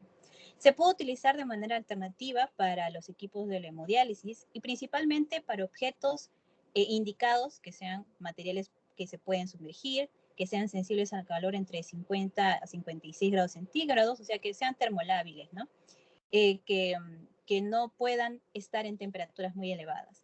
En un pH neutro de 6.4% y en una concentración final del 0,2%. Se menciona que es bastante recomendable para los materiales que se necesitan una rápida reutilización, porque el ciclo de esterilización es de 25 a 30 minutos. La desventaja del ácido peracético es que no se puede desesterilizar materiales que no sean sumergibles, ¿no? Como por ejemplo materiales débiles, como endoscopios flexibles, ¿no? O como cámaras de video que no puedan ser sumergidas. En el video podemos ver también cómo es que se usa, ¿no? el ácido peracético y lo explica también. Por el tiempo creo que avanzamos. Siguiente, por favor.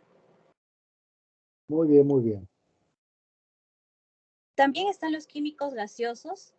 Siguiente, por favor, que aquí podemos empezar hablando acerca del eto, el gas de óxido de etileno. Es éter 1,2 epoxietano, es un agente alquilante que de igual manera, como ya hemos mencionado en anteriores sustancias, también utiliza la alquilación para poder esterilizar. Lo que va a hacer es reemplazar este átomo de hidrógeno, ¿no? Reemplazando por un grupo alquilo y finalmente evitar que la célula realice su metabolismo y se reproduzca. ¿En dónde va a actuar? En proteínas estructurales, en enzimas, en bases nitrogenadas de los ácidos nucleicos, principalmente en esas proteínas o en este tipo de proteínas.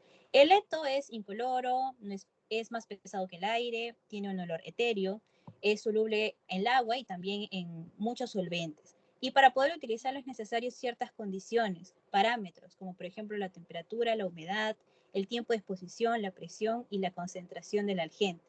La presentación en la que viene el eto es una presentación líquida que luego para poder ser utilizado se volatiliza y forma, ¿no?, este compuesto gaseoso. Siguiente, por favor. Ahí play al videíto. Tiene propiedades físicas y químicas. En las propiedades físicas, como ya mencioné, es soluble en agua y muy soluble también en solventes orgánicos, en casi todos. El punto de ebullición es de 10,4 grados centígrados y una atmósfera, si no me equivoco, ¿no? 760 milímetros de mercurio. El olor etéreo es perceptible por encima de las 700 partes por millón. Tiene propiedades químicas también, porque suele ser reactivo. Se mezcla con el agua, por ejemplo, y se puede formar el etilenglicol.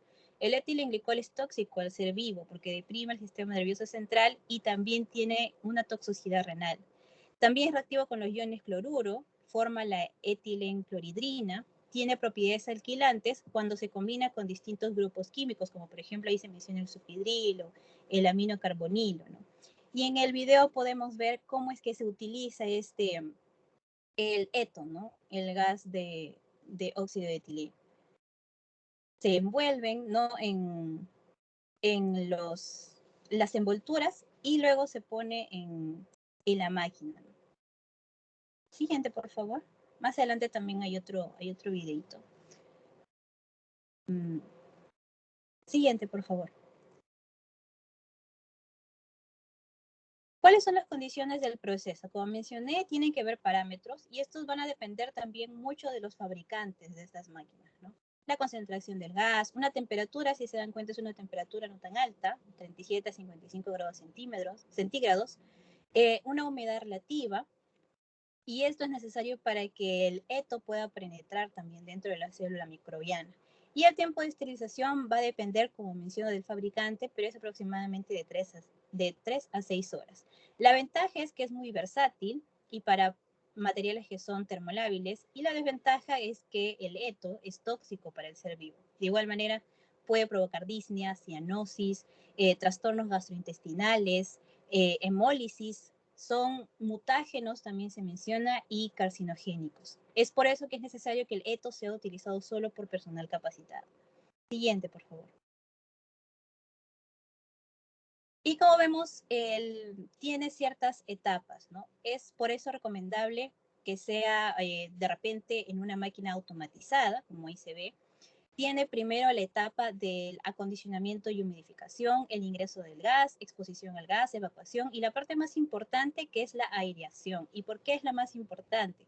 Porque es necesario que el eto, ya que sabemos que es tóxico, pueda garantizar por medio de la aireación que no queden restos de eto.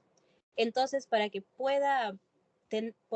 se pueda garantizar esto, es necesario que pase un tiempo de aireación, que es aproximadamente entre 12 a 16 horas, si es que son muy materiales que se fijan mucho al eto, como el PVC o el látex, o como vemos en el cuadro, que entre 8 a 12 horas también puede tener un tiempo de aireación que va a depender mucho de la temperatura. En sí, a menos temperatura, más tiempo de aireación. Si nos damos cuenta, un 20 grados centígrados se necesita mucho más tiempo de aireación, hasta 7 días. Y en una cámara de aireación con mayor temperatura, hasta solo en 12 horas, de 49 a 50 grados centígrados, de 60 a 62 grados centígrados, 8 horas. Siguiente, por favor. Vamos a hablar también del gas de vapor de formaldehído. De igual manera, el formaldehído es un agente esterilizante al 2% que se va a sumar el vapor de agua a baja temperatura. Ambos juntos van a poder tener esta capacidad esterilizante. Ambos van a formar la formalina, que es justamente un preservante y esterilizante. Lo que va a hacer, ¿cómo es su mecanismo de acción? ¿Cómo es que puede esterilizar? Es que lo que va a realizar es que va a pasar por el vapor, va a pasar la formalina por la máquina y este vapor va a separarse. Siguiente, por favor, para poder explicarlo. aquí. Lo que va a suceder es que esto va a pasar por unas 4 etapas en las que primero va a eliminar el aire, va a haber una inyección del formaldehído y luego de esto va a pasar justamente una etapa de vaporización, una etapa húmeda.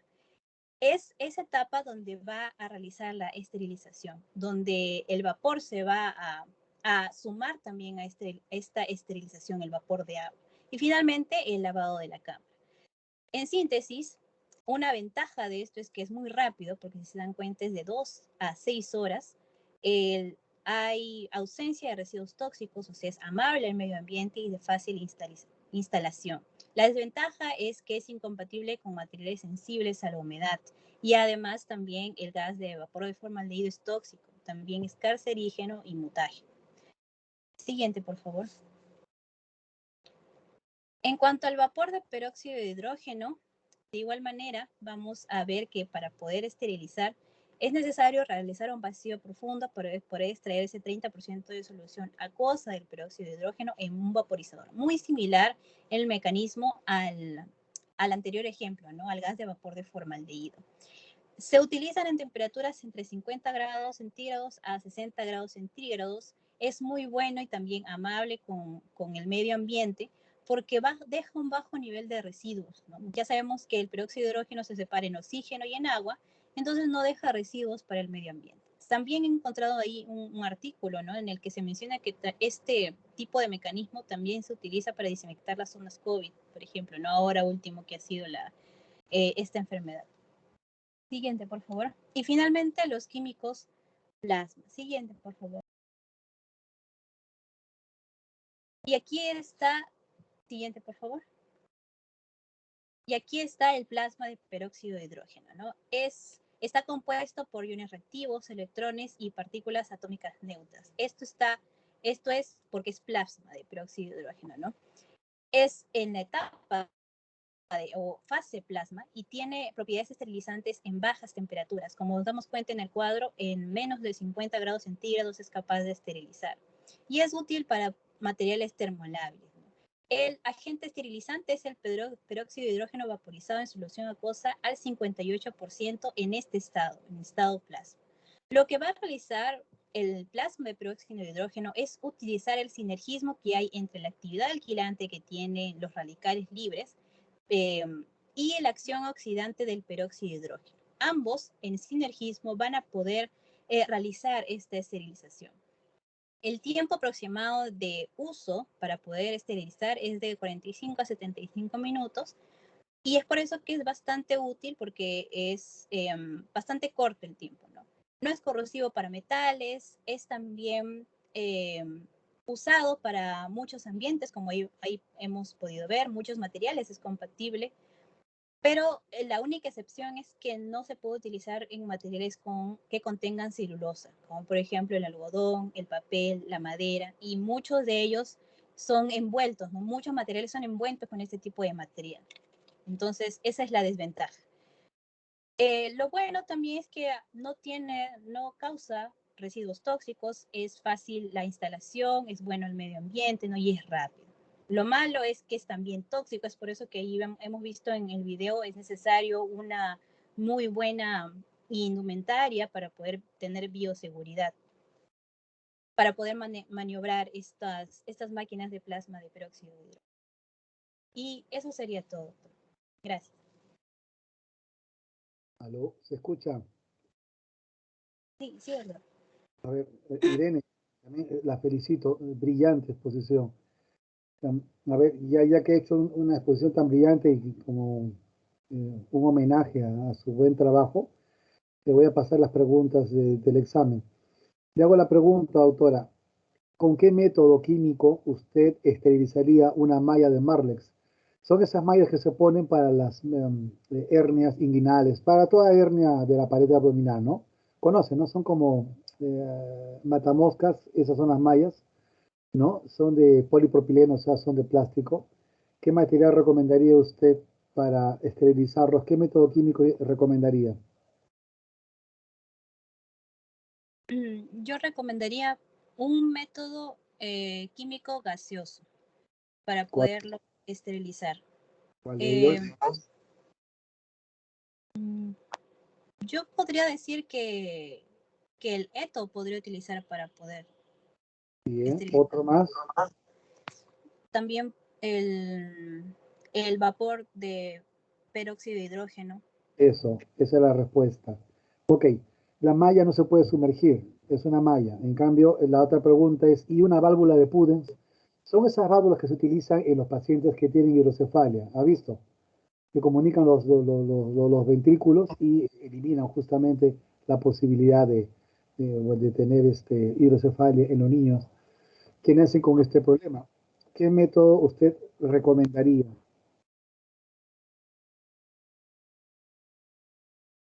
De igual manera, yo creo que debería ser un químico gaseoso. ¿Por qué gaseoso? Porque no se pueden sumergir, ¿no?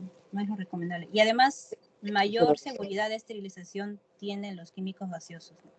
Claro, usted lo puede lavar, lo puede sellar, se supone que lo ha usado, ¿no? Y que lo está reusando o que lo va a usar en varios sitios.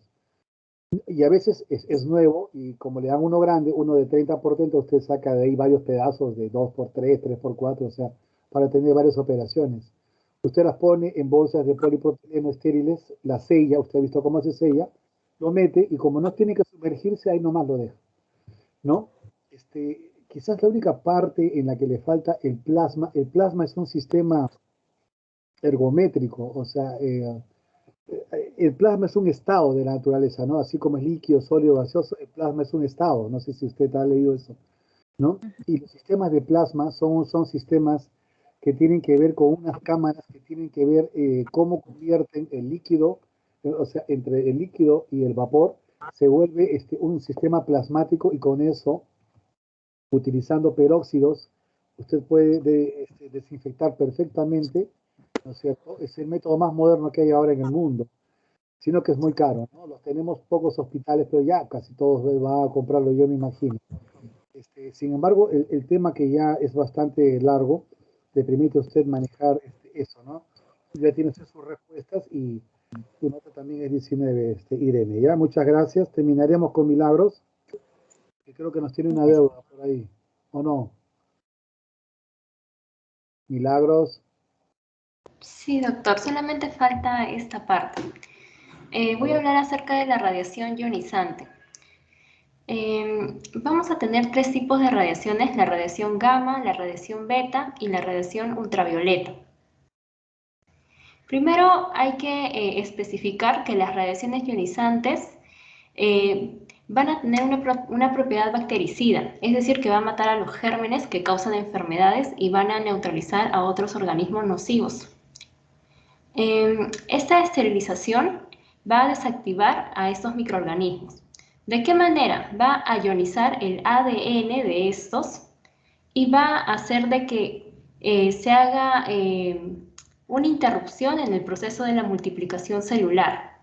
De esta manera se va a destruir, inactivar o reducir los microorganismos tanto en materiales sólidos como en materiales líquidos.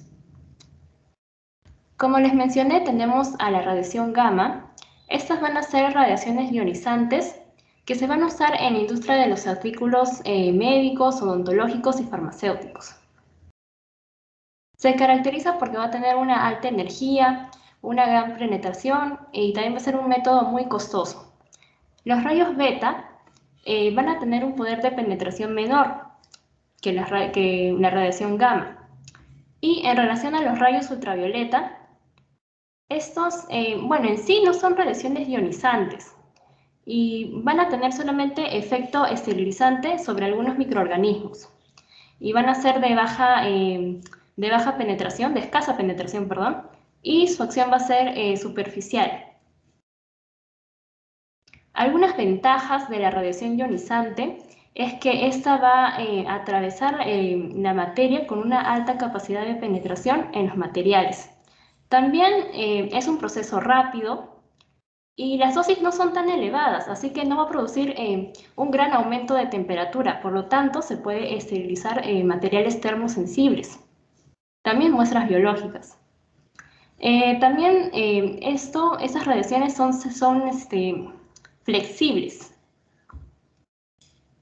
Eso nomás quería mencionar, doctor, con respecto a esta radiación. Muchas gracias. Bien, Bueno, esa es bien. la bibliografía. A ver. ¿De qué año es este capítulo 4? ¿De qué año es esto, por favor? Capítulo 4, chistosos, 2002. Bueno, todos los manuales del Ministerio de Salud están, por si acaso, convalidados, ¿no? Celebro que lo hayan puesto. Manual de esterilización, ajá. Esto no sé de qué año es. Siempre pongan, por favor, el año, porque no puedo saber. Si me ponen en el HTTP, o sea, lo único que están haciendo es llevarnos a una página que tiene que tener cierto nivel de decencia, ¿no? O sea, en cuanto a lo que presenta. Gracias, estamos mejorando ahora sí, ¿no? Quizás decir también en algunas conclusiones sería interesante que alguien diga, ¿no? Por decirles, les va a servir mucho para cuando tengan que ir al extranjero. Ya, retrocede, ahí nomás. Espérese, no. Por ejemplo, yo digo, hago radiaciones ionizantes, ¿no? Entonces, al final, en mi bibliografía pongo, ¿no? Según la medicina basada en evidencias, ¿no? O sea, para utilizarlo en un hospital para materiales médicos, digamos, plásticos, ¿no? Se utiliza con un nivel de eficacia D, ¿no? Tú pones A, B, C, D o Gold Standard.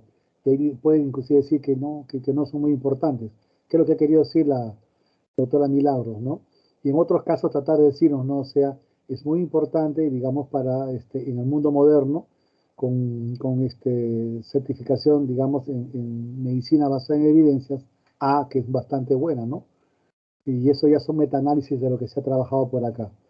Sí, esto me ha gustado mucho, esto de Martínez, creo que yo lo envié, está muy bien trabajado y en ambos casos, no sé cómo han hecho el trabajo, pero han filmado una central de esterilización, lo cual me parece un trabajo digno de resaltar.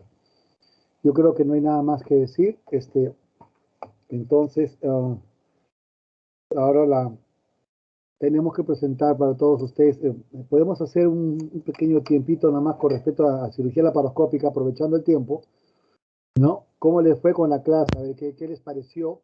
Y podemos hablar un poquito de laparoscopía, ¿no? ¿Qué preguntas tienen en laparoscopía? Si no, yo voy a hacer las preguntas, así que conviene que ustedes las hagan, muchachos. Cuando empiezo a preguntar, todavía tenemos tiempo, ¿no? Delegada Karen, ¿sigues ahí? Sí, sí, doctor. ¿Ya cuántos alumnos tenemos en este momento? Somos 30. ¿O cuántos tenemos en este momento? Es la pregunta, doctora. ¿Cuánto tiempo? ¿O a qué? ¿Cuántos alumnos tenemos en el chat? 30, doctor, somos 30. Falta uno, pero Falto yo. ahorita somos 30. Ya, ok, entonces, ok, falta un hito. Ya, y me dice quién va. Ok, vamos a poner entonces las siguientes preguntas que son parecidas a las que van a tener en el examen. No se asusten, porque el examen es bien bonito, porque no hay que leer mucho, bueno, hay que leer bastante, diría yo, pero no hay que leer mucho, sino va a entender bastante, ¿no? Por ejemplo, acá le preguntaremos, vamos a bajar un poquito, a Brigitte, ¿no? Brigitte Muñoz, no sé si está por acá, Brigitte. Entonces vamos a preguntarle a Brigitte lo siguiente, ¿no? Brigitte, tiene usted un paciente con las siguientes características. Es una paciente que tiene 18 años, o sea, joven, es dama, ¿no? Y tiene un quiste de ovario del lado derecho. Mujer joven, ¿no? Con quiste de ovario sencillo, un quiste pequeño que lo quiere, quieren hacer la exéresis, o sea, quieren sacar el quiste de ovario, ¿no? Entonces, en cirugía laparoscópica, usted, ¿qué recomendaría, no? O sea, abierto a la laparoscópica, ¿cuál sería su primera respuesta, Brigitte? Sí, buenas tardes, doctor. Vale. Sí, por la edad, yo le sugeriría una laparoscópica cerrada. Ok, muy bien. Entonces, usted va para allá. Yo creo que está yendo bien. La pregunta es, ¿anestesia general o anestesia regional? Quiste regional. Bueno, es No, lo que yo haría. sí, porque es abajo y se puede hacer. Ujú. Gracias, su respuesta Sí, fue muy buena. Ahora ok. preguntamos al doctor Félix Prado lo siguiente. Otra paciente, también dama, ¿no? Que tiene 11 años y tiene un quiste simple en el ovario izquierdo. Repito, dama de 11 años con quiste simple de ovario en el lado izquierdo. Hay que hacer exéresis. A ver, Félix Enrique, ¿laparoscopía o abierta? Doctor, buenas tardes. Buenas tardes, doctor. Ahí sería una abierta ¿Por qué, doctor? por...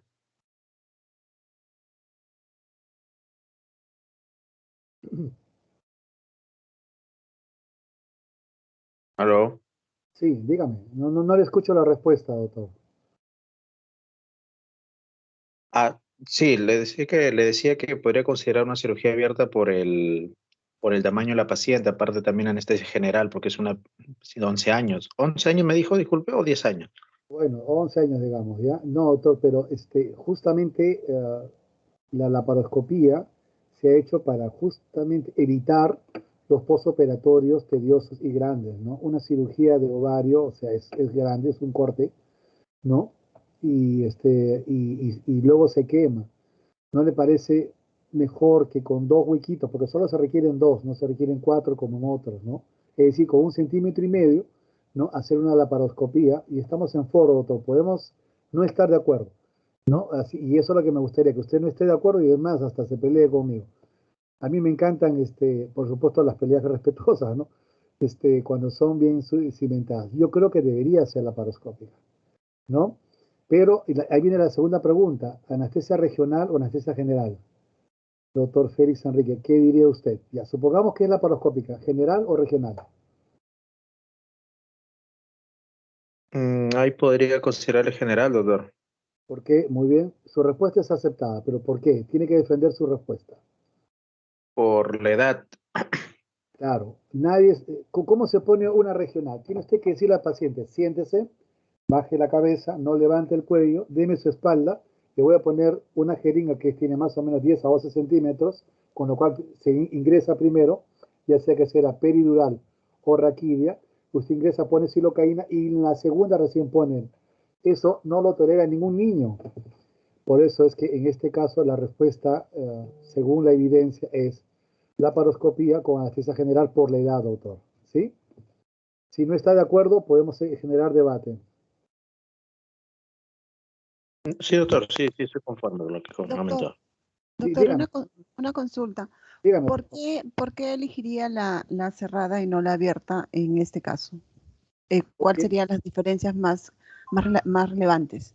es que es mínimamente invasivo. O sea, en un corte, cuando usted hace un corte, tiene que darse cuenta que usted está haciendo una fractura y una solución de continuidad que tiene costos. Cuando usted corta 4 centímetros, que es 4 a 6 centímetros, ese promedio de un corte para hacer una cirugía abierta, ¿no? Está usted fracturando piel, tejido celular subcutáneo. Si es lateral, usted está ingresando al estuche de los rectos o al estuche lateral, abriendo el estuche del oblicuo mayor, del transverso del oblicuo mayor y luego va al peritoneo. Después de fracturar todo eso 4 o 6 centímetros y recién ingresa a atacar su ovario, ¿no es cierto? Que puede estar incluso infectado.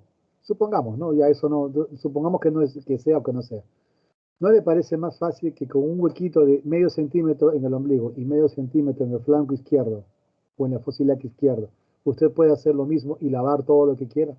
No, sí le entendí la explicación por qué es la cerrada, sino que quería esa diferenciación entre las dos, en este caso de la paciente que es de 11 años. Sí, sí, porque es una niña, pues, o sea, el Ujú. costo es, ¿no? Y aparte, con el tiempo, es una niña que va a crecer, va a tener adherencias, tiene más posibilidad de hacer eventuaciones. Le agradezco su pregunta, Adela, ¿no? O sea, tiene mucha curiosidad científica, esa es la razón.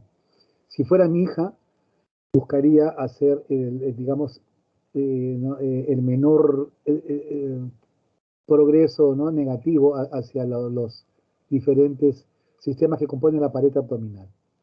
Esa es la razón. Gracias, doctor. Usted, doctora, gracias. Bien, seguimos conversando, ¿no? Vamos ahora con Jara Rojas, por favor, si está por ahí. Sí, doctor, buenas tardes. Ana, buenas tardes. Tenemos un paciente, ¿no?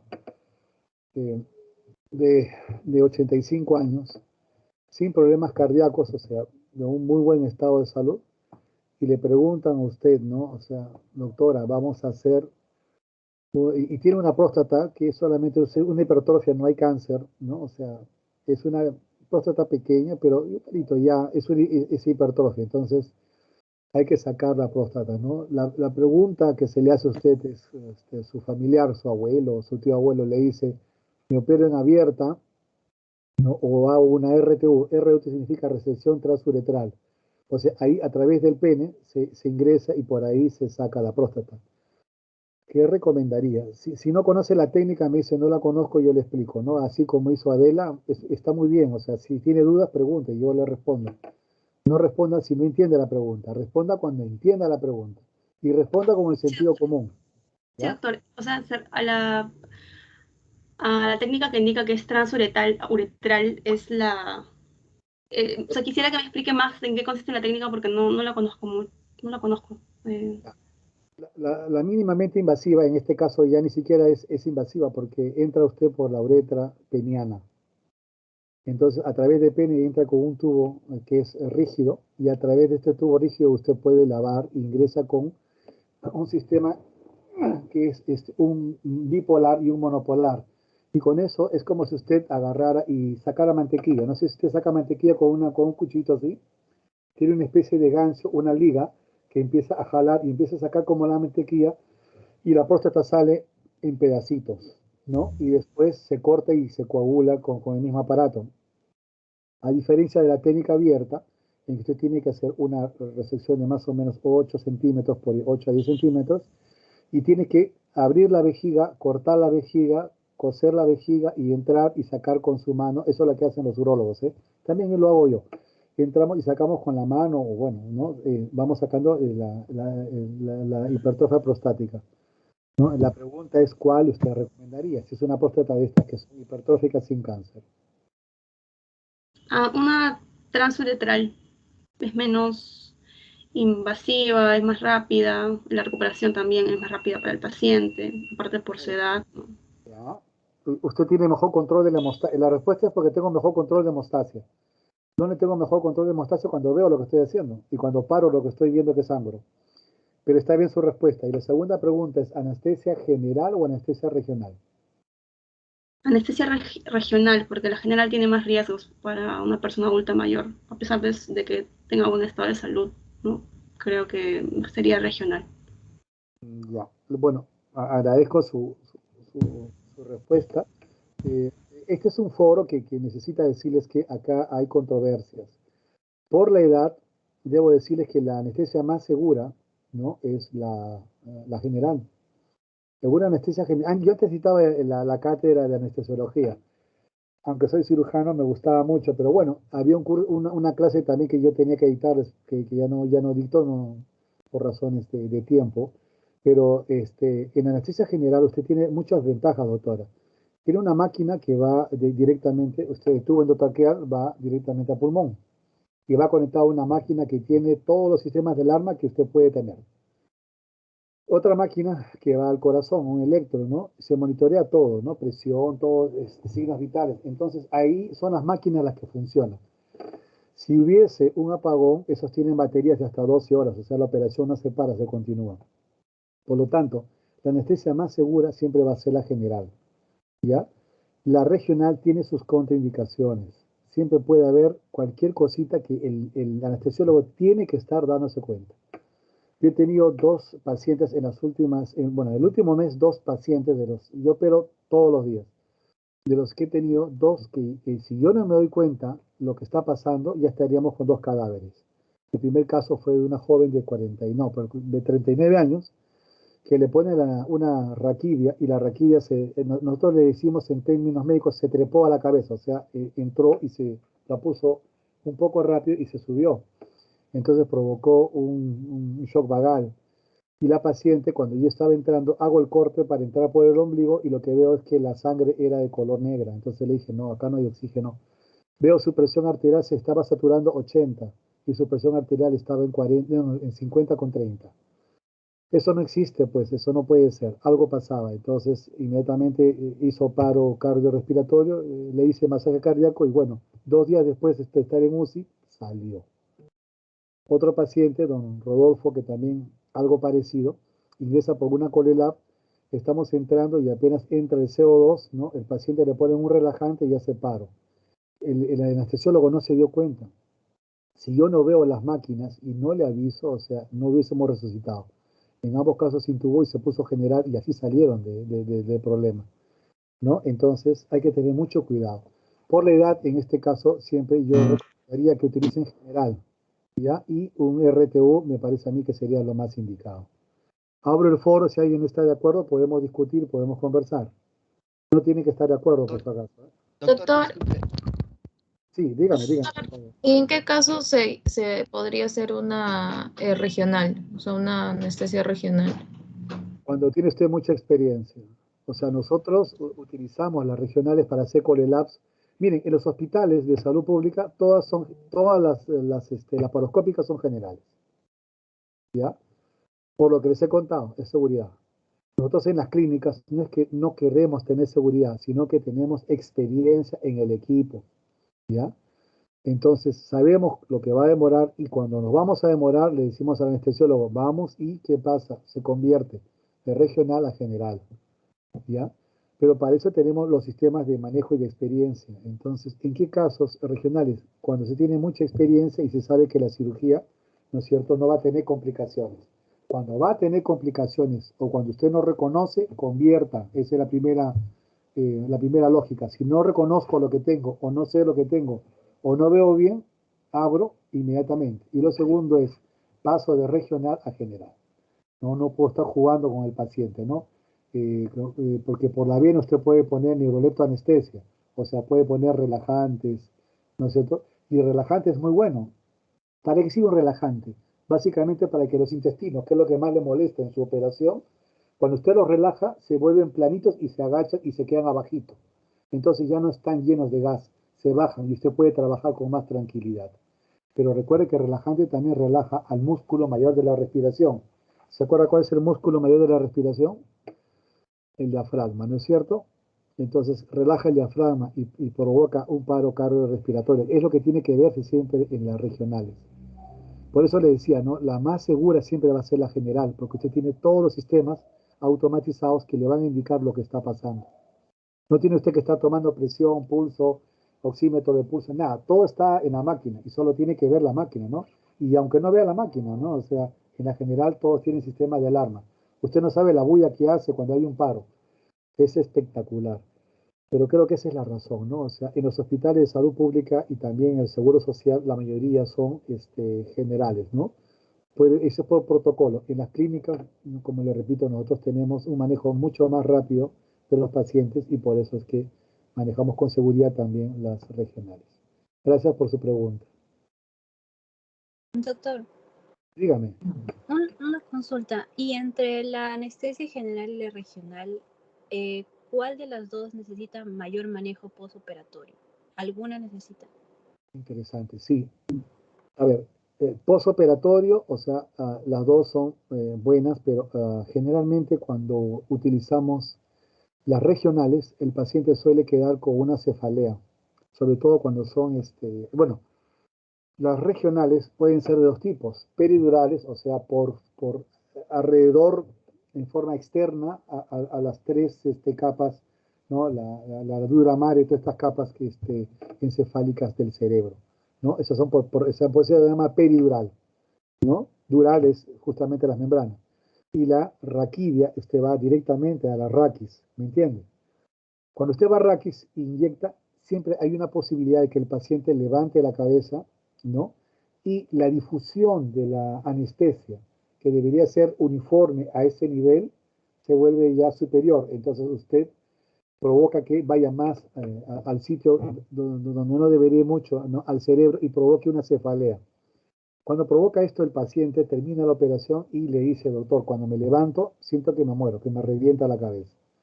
No desesperarse, solamente se le da ergotamina, cafeína y mucho líquido. En 2 a 3 días se acaba, o si no se le pone un parche, que significa donde usted le ha puesto la anestesia, se le pone un poquito de sangre, eso es verdad, ¿ah? Y con eso se parcha y el paciente queda muy bien. El problema es que se quedan 3 días más. En cambio, en la general, el paciente, el problema que tenemos es cuando es obeso, cuando es muy viejito y no tiene pulmones, demoran en despertar. ¿Por qué? Porque su ventilación, cuando uno termina en la regional, usted le dice ya, despierta y el paciente dice sopla y el paciente entre instintivo, está como borracho, hace, pero ya ventiló, ¿me entiende? Recibe órdenes rápidamente, se repone rápidamente. En las generales pueden demorar un poquito dependiendo de la condición. Un asmático como yo, uno que tiene fibrosis pulmonar, un paciente que es viejito, un obeso de más de 120 kilos, demora en levantarse porque su pulmón es flojo. Entonces tiene usted que esperar bastante tiempo, ¿no? Y tener paciencia. No metabolizan muy lentamente los relajantes. Esas son las condiciones, ¿no? En ambos casos siempre hay que ver, son cosas distintas.